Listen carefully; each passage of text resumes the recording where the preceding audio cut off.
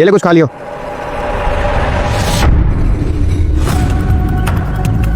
माँ, आप यहाँ इस हालत में? ईशान, तू क्या कर रहा है यहाँ पे? माँ मेरी छोड़ो, आप मुझे बताओ कि आप यहाँ सड़क पर क्या चल रहा है ये सब? मुझे पहले पूरी बात जाननी है कि आप इस हालत में कैसे आई, आखिर ये सब क्या चल रहा है? क्योंकि जहाँ तक मुझे पता है आपकी अपनी बेटी है, आपका दामाद है, कहाँ गए वो लोग? ईशान बेटा, तुझे तो पता है ना मेरी एक ही बेटी है। मैंने उसकी शादी करी, सब कुछ उसका नाम कर दिया, यहाँ तक कि जमाई को अपने घर में भी रख दिया। और देख ना बेटा, उसने मेरे साथ क्या किया, मुझे ही मेरे घर से धक्के मार के निकाल दिया। मुझे क्यों निकाल रही घर से? मैं कहाँ जाऊंगी? निकलो मेरे घर से, और आज के बाद मेरे घर में आने की जरूरत नहीं है। नहीं बेटा, तू मुझे घर से क्यों निकाल रही है? तू मेरी इकलौती बेटी है, मैं कहाँ जाऊंगी बेटा? मैं कहाँ जाऊंगा? मेरा जो कुछ था मैंने सब बेच के तुझे ये घर दिला दिया, और अब तू मुझे धक्के देके बाहर निकाल रही है। तेरे सिवा मेरा कौन है बेटा? मुझे मत निकाल, मैं कहाँ जाऊंगी? तो कोई एहसान नहीं करा, आपकी इकलौती बच्ची हूँ मैं। जो भी कमाया जो बनाया ना मेरे लिए था, तो दे दिया। तो वैसे भी जिंदगी के कुछ दिन बचे, काट लो बात। और आज के बाद मेरे घर में मत आना, मैं आपकी वजह से अपने घर में लड़ाई नहीं चाहती। बेटा बेटा दरवाजा खोल दे, बेटा दरवाजा खोल दे। क्या चेतना ने आपके साथ ऐसा किया? मैं कभी नहीं सोच सकता। अरे लोग तो कहते हैं कि बेटी अपने माँ बाप के सबसे करीब होती है, फिर चेतना चेतना आपके साथ ऐसा कैसे कर सकती है?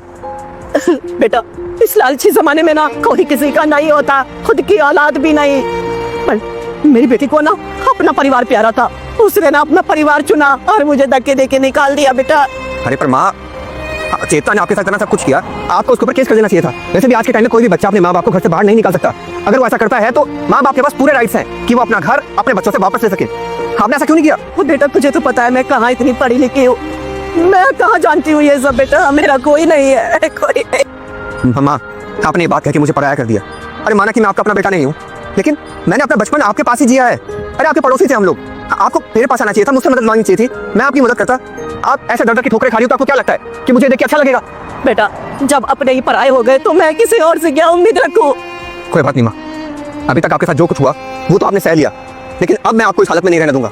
और आप मेरे साथ मेरे घर चलो, आज से आप मेरे घर पर रहोगी बस।